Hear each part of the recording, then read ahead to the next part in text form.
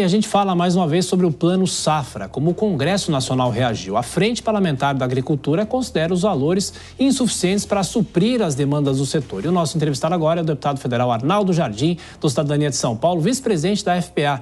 Tudo bem, deputado? Como sempre, muito obrigado por nos atender. Bem-vindo. Muito obrigado, Tiago. É um privilégio poder falar com vocês pela Jovem Pan e fazer uma análise. Desde o momento do anúncio, nós nos debruçamos para fazer uma análise isenta, com cuidado, sobre o Plano Safra. E os pontos que eu mencionaria são os seguintes. Primeiro, nós reconhecemos que houve um esforço para atender.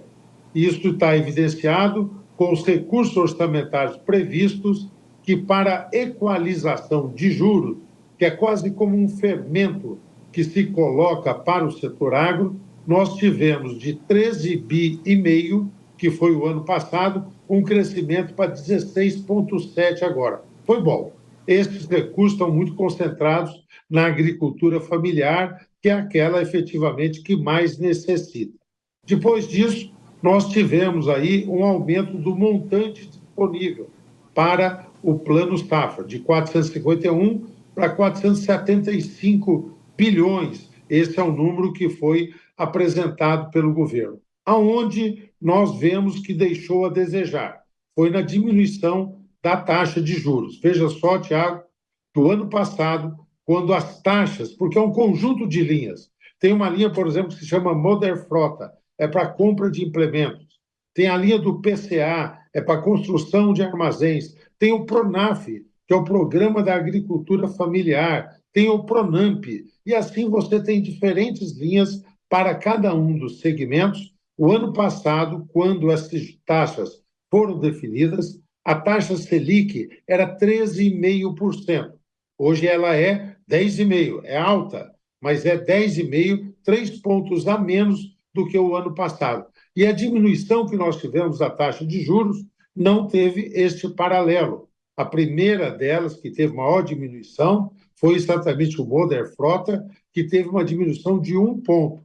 As demais linhas ou não tiveram nenhuma diminuição ou tiveram uma diminuição de 0,5 pontos percentuais. Uma outra coisa que nos deixou também numa expectativa, claro que foi insuficiente, nós queremos que isso seja revisto, que é a questão dos montantes destinados aos seguros. Ou seja, nós tivemos boas e más notícias. Nós tivemos aí um esforço do governo para poder oferecer condições de custeio de uma safra, Tiago. É muito importante esclarecer todos para isso, que nós estamos mencionando esse valor de 475 bilhões, que é de montante, mas a safra toda vai precisar, porque é uma safra que faz do Brasil referência do mundo para o fornecimento de alimentos, de proteínas, vai exigir mais de 1 trilhão e 200 bilhões. Sim. Então, é uma participação num montante muito maior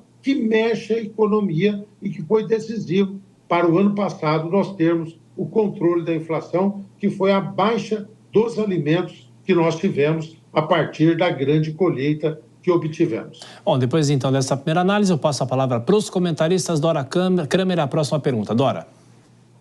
Boa noite, deputado. Eu queria falar menos sobre o aspecto, porque o senhor já detalhou tudo, inclusive, né? No aspecto, digamos assim, técnico. Vamos para a política. O governo faz esforço para se aproximar do agro. O presidente hoje, naquele pronunciamento, mandou recados. Eu sei que vocês não gostam de mim, mas eu não estou aqui para isso. E, no entanto, essa aproximação, né, eu digo de uma maneira geral, ela não é bem sucedida. O que falta? Por que essa liga que o governo, o governo não está fazendo direitinho para que essa aproximação seja bem sucedida? Dora, primeiro, nós temos tido diálogo. A FPA não é nenhum partido político, não se guiará por ideologia, se guiará pela defesa do agro. Então, você veja, eu estou ressaltando o esforço que o governo fez com relação ao percentual orçamentário para a equalização, ao volume de recursos, estou questionando a taxa de juros e estou reivindicando que se avance mais no seguro.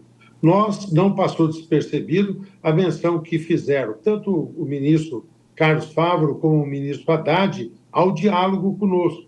Eu, junto com o presidente Pedro Lupion, Alceu Moreira, Tereza Cristina, Sérgio Souza, para mencionar quem lá esteve, estivemos reunidos com os ministros, levando nossos pleitos e trazendo. Então, isso tudo é bom. Mas é lógico que eu não posso deixar de dizer, Dora, que para nós é ruim ver, por exemplo, no anúncio do Plano Safra, o MST no páco das autoridades, o Lula refrescando a questão do MST, que é um movimento que promove invasões, que traz insegurança jurídica ao campo, que nós que reconhecemos a reforma agrária. Agora, a reforma agrária que se faz pelas vias legais, não pelas invasões, que muitas vezes o governo dúbio sobre isso traz a todos nós insegurança, e aí aquela mesma mão que acolhe no instante nos afasta quando faz um momento como este. Nelson Kobayashi. Deputado, boa noite. Prazer falar com o senhor. Acredito que sobre os detalhes do Plano Safra já está bem claro aí quais são os pontos positivos, negativos, as insatisfações todas aí da frente parlamentar. Vou mudar um pouquinho o assunto aqui para falar ainda sobre a FPA e sobre o senhor, porque recentemente a gente viu aí um movimento sobre a sucessão na presidência da frente parlamentar. Alguns nomes, inclusive, surgiram e o seu, naturalmente, foi um dos que estão aí para assumir como presidente depois do deputado Lupion.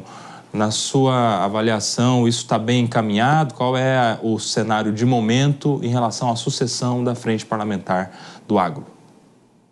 Nelson, primeiro, muito obrigado aí. E eu me lembro muito bem quando tive recentemente na Jovem Pan, não tão recentemente, alguns meses atrás, dialogando com você, um dos itens que nós mencionamos foi a reforma tributária, né?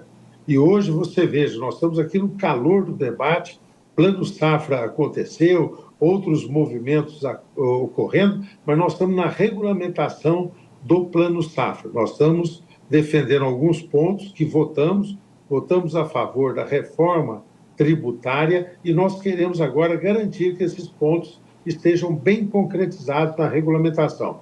Arnaldo, você está dizendo isso, eu te perguntei outra coisa, não é para mudar de assunto, é porque, Nelson, realmente, eu acabei de sair agora de uma reunião com o próprio Pedro Lupion e outros membros da diretoria, nós estamos nesse instante, estávamos concentrados no Plano Safra, estamos concentrados agora na questão da reforma tributária, depois a implantação da defesa sanitária, a questão da sucessão dentro da FPA é algo que vai se definir em fevereiro do ano que vem.